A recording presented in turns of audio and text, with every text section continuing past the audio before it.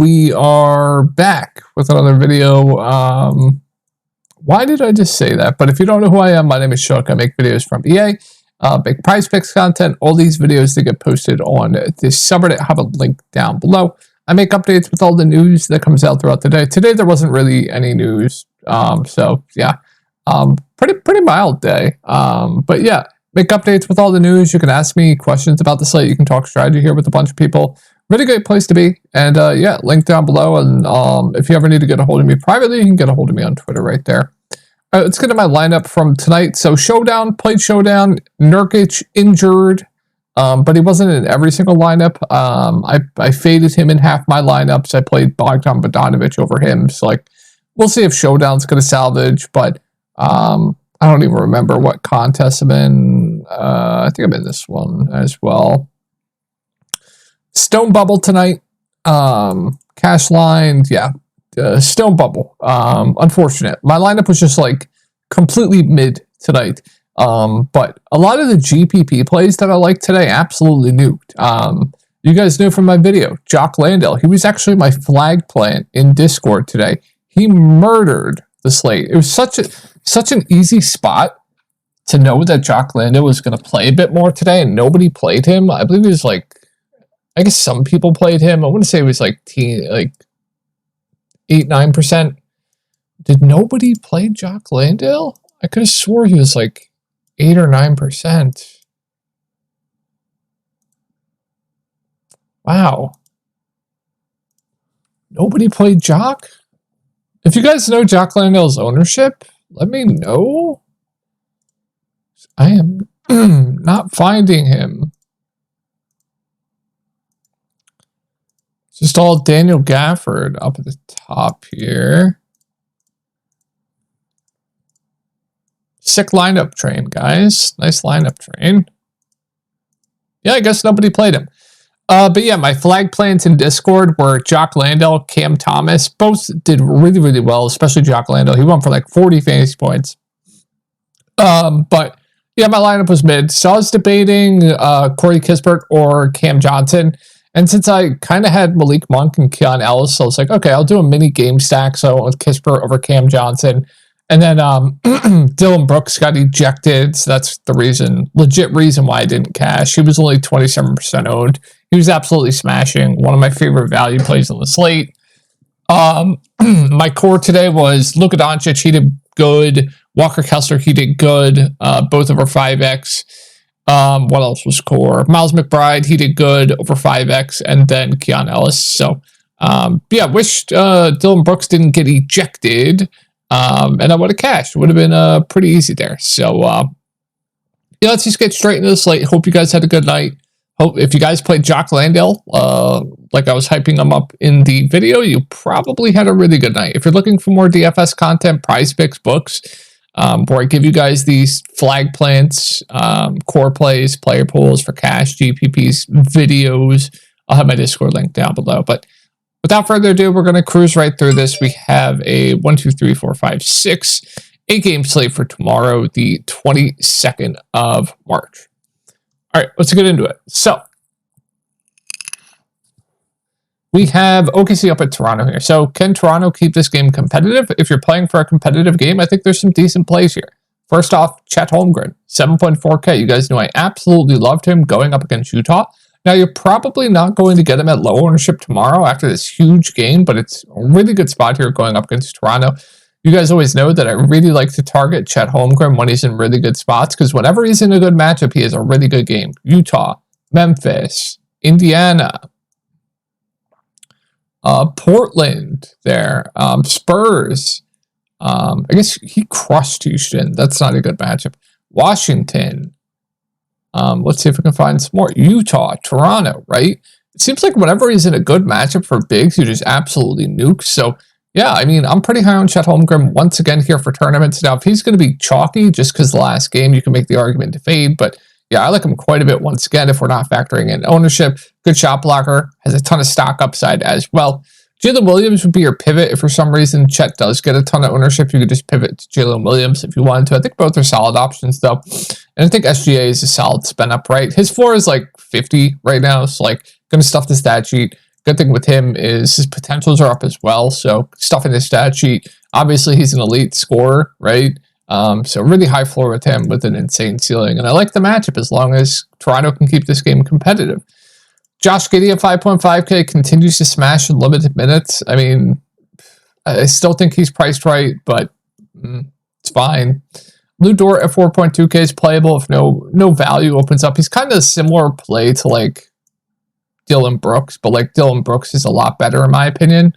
Play like tonight than Lou Dort is tomorrow, but Lou Dort's playable at 4.2 if you need a value play. It just comes down to if he hits his shots or not. He can get you a couple steals. It's fine. It's fine as a filler play, but yeah, main interest here is the top three guys. Moving on to Toronto, so Quickly and RJ Barrett are going to continue to be out here. Chris Boucher, obviously, Jakob Poeltl is going to be out. So last game, they went with a starting lineup of Kelly Olynyk, Gary Trent, Bruce Brown, Grady Dick, and Ochai Agbaji. And then you're going to see a bit of Noir off the bench. Jontay Porter, he got hurt last game. That's why he did not return. You're going to see some Ramsey off of the bench, and that's about it. So if you're playing for a competitive game, I think you have to have some interest in these guys. I think they're too cheap once again here.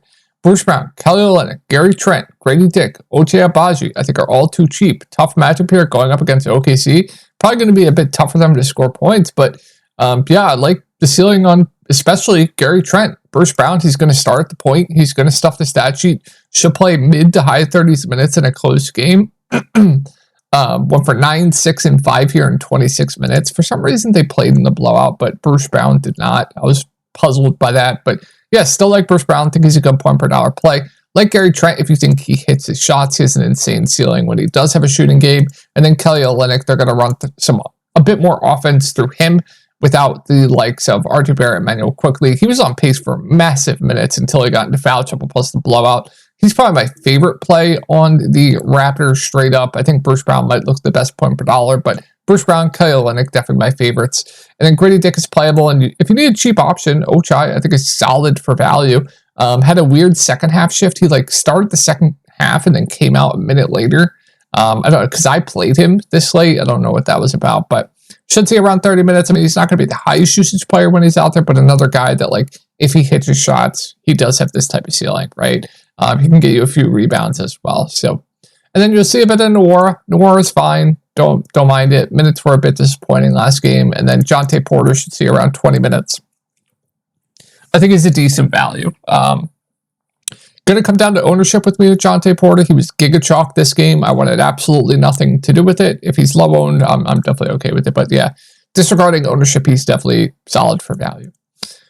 And this is just a mess. I mean, good for Boston for doing the smart thing and rotating who they're resting before the playoffs, especially up against bad teams. They've been playing just bad teams every day.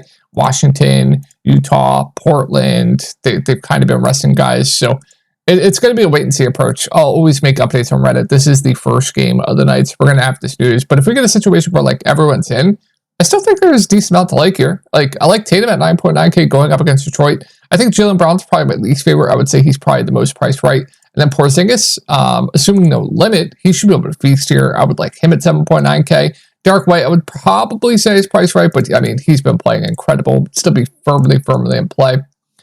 And then, don't know if I get to the value, but if we get a situation like where they're just resting everyone again, then, you know, it's going to be the Derek White show. Derek White would look phenomenal. Peyton Pritchard would look amazing. Luke Cornett at 4.6K would be a really, really good value. Brissett would be a solid value. Svi Mikhailiuk would have to play a bit. He'd be firmly in play for values. There would just be a ton to like here if these guys are out. And if we get a situation where like some are in, some are out, I'll just make updates on Reddit. But hard to say right now. Hard to go over this team. Moving on to Detroit. So same guys are out that are out last game are out for tomorrow, plus Stanley Amude. So I would assume starting lineup should be something like Kate Cunningham, Jaden Ivey, Evan Fournier, Tosan, I'm not going to say his last name, and Jalen Duren. And then you're probably, I mean, they're going to have to play Troy Brown off the bench, and a bunch of other guys. They might have to sign some people as well. But with that being said, not the best matchup here going up against Boston. Also depends on who's in, who's out, right?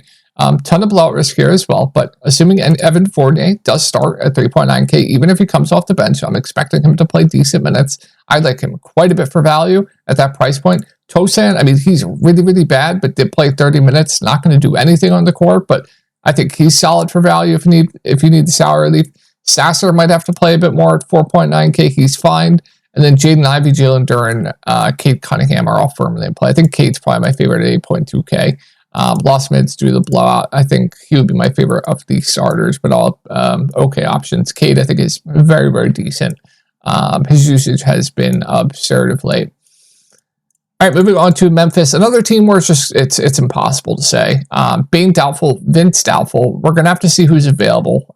Nobody is posting who's available. I know who's available every single game. I make updates on Reddit about it. I've been able to find who's been, in the G League or who's been unavailable or available for this team. If you go to NBA.com, you can look it up before the game locks. So it's going to be a wait and see approach. If, say Scottie Pippen's in and like Goodwin is still inactive, they start like a Scottie Pippen because, right, we have Contra questionable. I believe he's questionable, right? We have Contra questionable. We have Luke Kennard out. We have Bane, who's been starting at the point out. Doubtful Vince is out. Like, if we get Scottie Pippen starting at 5.2K, I would absolutely love him. Jaren Jackson Jr. is going to have to do everything for this team. Gigi, Santi Aldama, would like quite a bit. LaRavia would have to play a ton.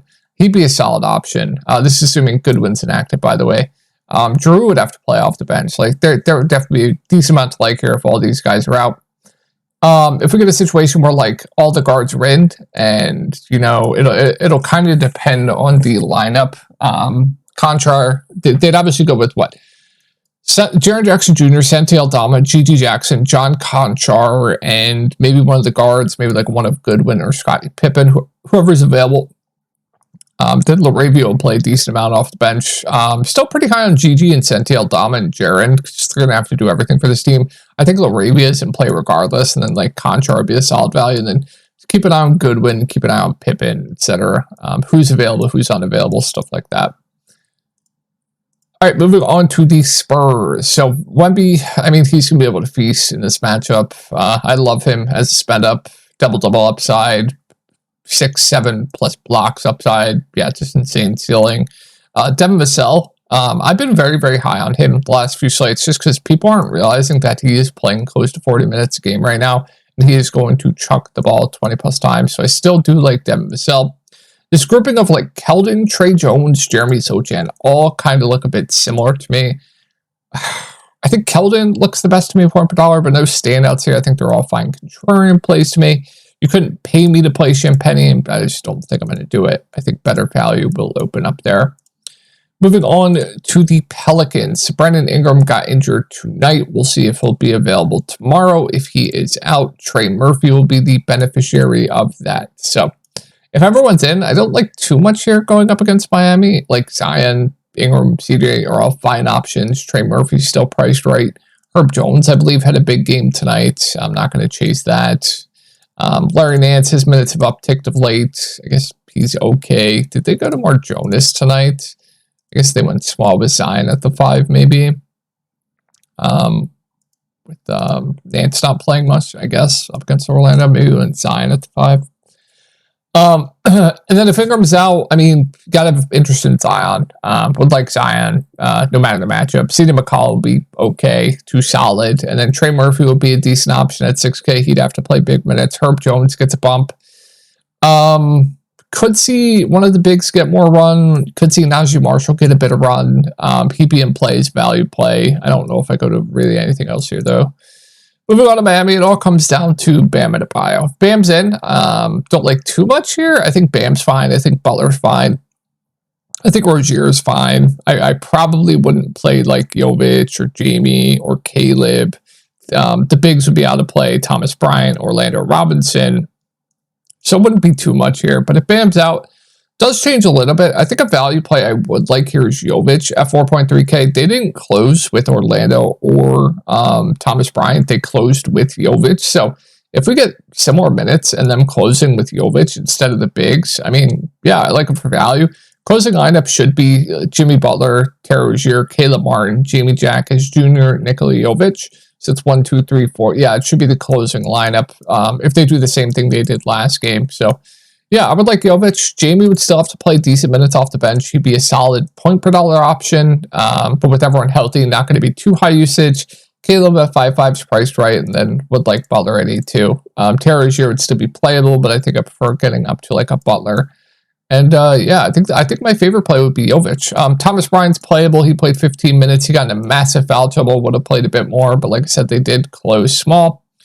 And then Orlando got the backup 5, would be a viable pivot. Moving on to Cleveland, so it's going to be the same thing I always say. It's like, if nobody's going to play Cleveland tomorrow just because they're in a really tough matchup up against Minnesota, and you get these guys low-owned, I mean, all the better. I think people overreact to matchups. I know it's a treacherous matchup, right? But they're going to be low-owned because of it. So with that being said, if these guys are low-owned, I'm going to be high on Garland. I'm going to be high on Allen. I'm going to be high on LeVert. All 3 of the main guys in GPPs at low ownership just because of the matchup here. So like those 3 guys in GPPs, Niang, Okoro, Merrill, they're all playable. Merrill has a really low floor, but has a ceiling when he's hitting his shots. Kind of the same thing with like Niang. And then Okoro, he'll play big minutes. Not going to do too much out there, but another just fine value. Moving on to Minnesota. So I expect Ant to play. He's been playing through pretty much every single questionable tag. So I do expect him to play. Not sure about Rudy Gobert. He's been going through shoot around pretty much every day and then just not playing. I'm not really too sure about Naz Reid. If we get everyone in here going up against Cleveland, I think Ant's okay. Rudy Gobert, I think, is fine. No thank you to Naz. I think Mike Conley's priced right. All the value will be able to play for me outside of like McDaniels, but even then, wouldn't be too much here. But if we get similar situation to the last game where everyone's out by Anthony Edwards, then I think, some stuff looks good here. First off, Luka Garza at 4.1K. He'll get the backup 5, good point per minute. He'd be a solid value. And AW would have to play huge minutes. Anthony Edwards is obviously going to dominate usage, but he'd be an okay value. Kyle Anderson started at the 5 last game. If he starts, I mean, he'll start, but if he starts at the 5, even better.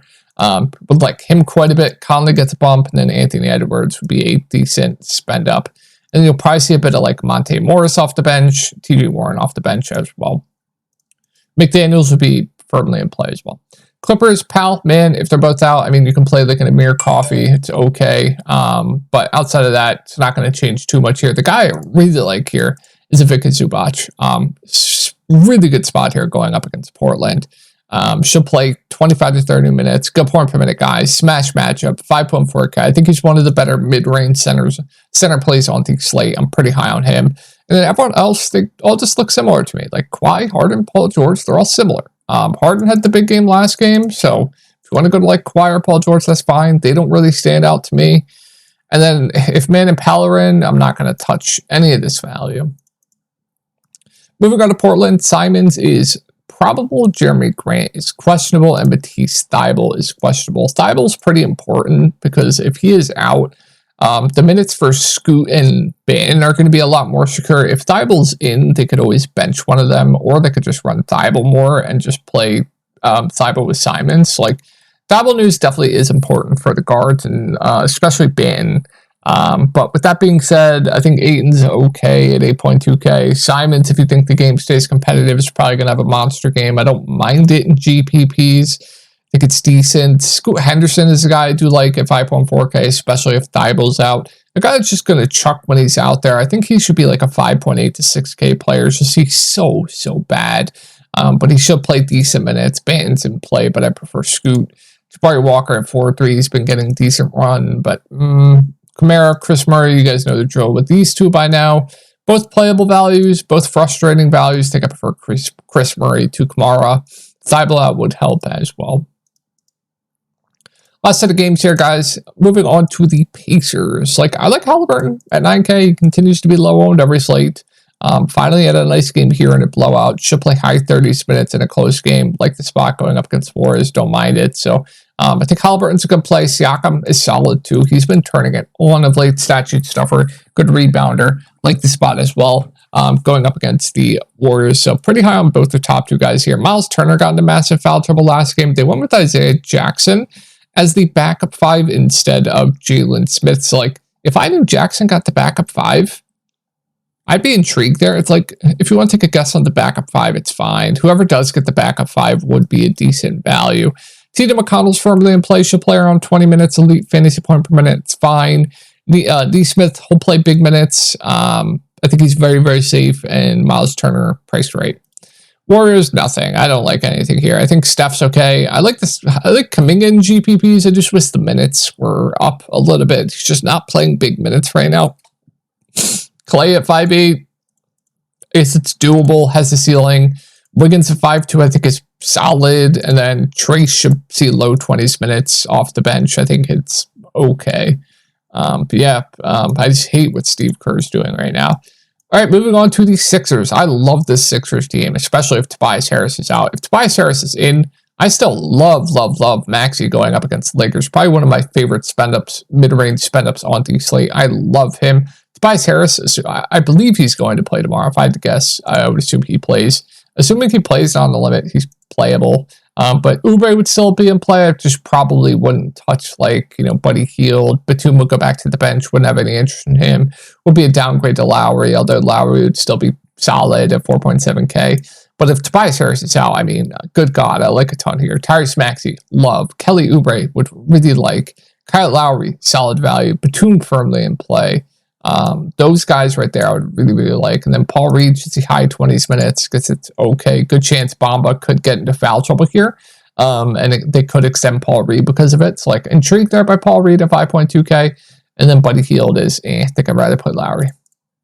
Moving on to Lakers. So I think 80's solid as a spend up. Definitely prefer him to LeBron. I think everyone else is priced right for my liking. So that's going to wrap it up. Hope you guys had a good night, and I will talk to y'all in the next video.